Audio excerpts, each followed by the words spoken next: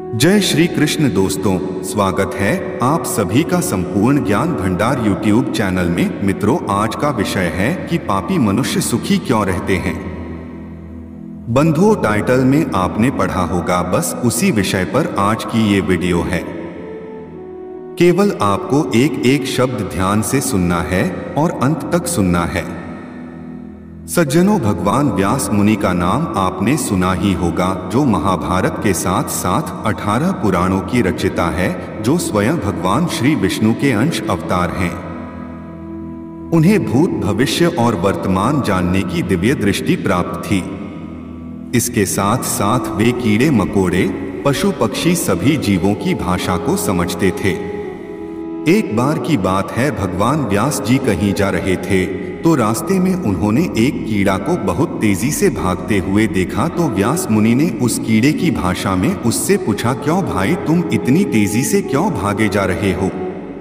तुम पर क्या विपत्ति आने वाली है?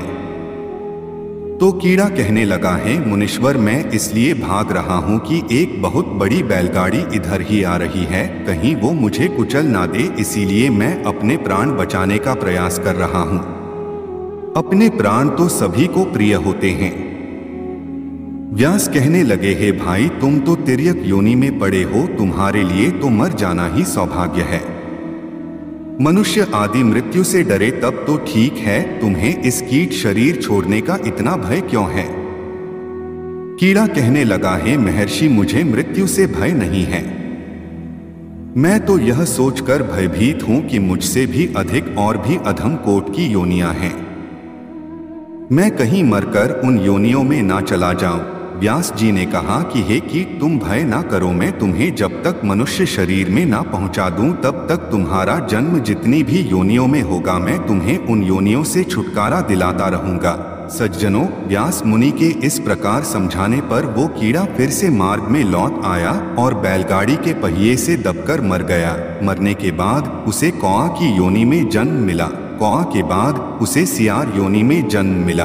वह जब जब जहां जहां पैदा हुआ, व्यास मुनि ने जाकर उसे उसके पूर्व जन्म का स्मरण करा दिया, जिससे वह उस योनि से अतिशीघ्र मुक्त हो गया। इस तरह वह जीव कभी शाही, कभी गुहा, कभी मृग तो कभी पक्षी के रूप में जन्मता रहा। व्यास मुनि उनका उद्धार करते रहे। इसी तरह वह चंडाल, शूद्र, वैश्य, क्षत्रिय, फिर ब्राह्मण बना।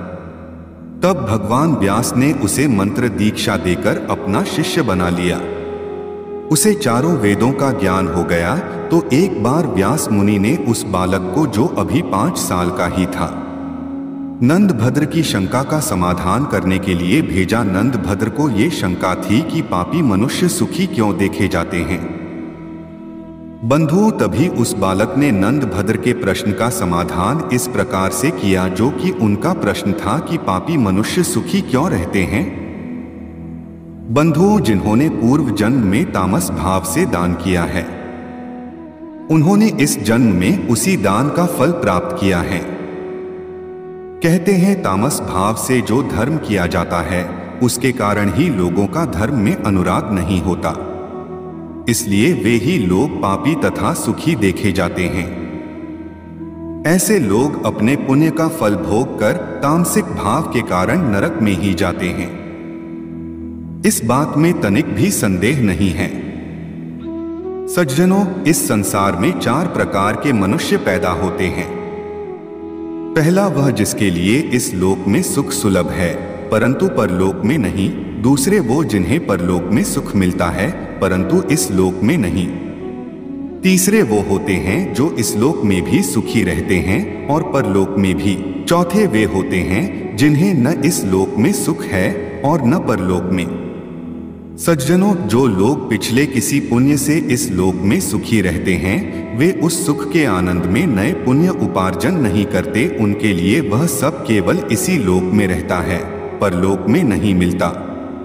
कुछ लोगों के पूर्व जन्म के पुण्य तो नहीं होते हैं, किंतु तपस्या करके नए पुण्य उपार्जन कर लेते हैं। ऐसे लोगों को इस लोक में सुख नहीं मिल पाता है, तो वे परलोक में सुखी रहते हैं।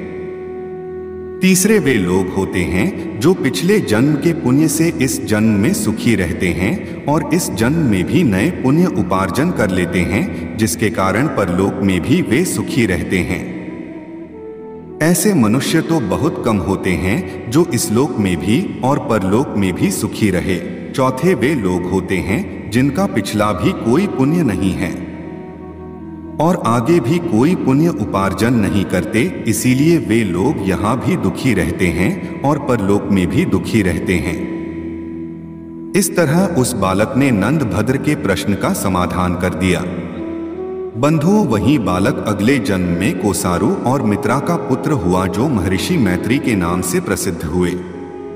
बंधुओं, अगर ये वीडियो आपको पसंद आया हो तो कमेंट सेक्शन में आप हमें बता सकते हैं। आप सभी दर्शकों का बहुत बहुत धन्यवाद।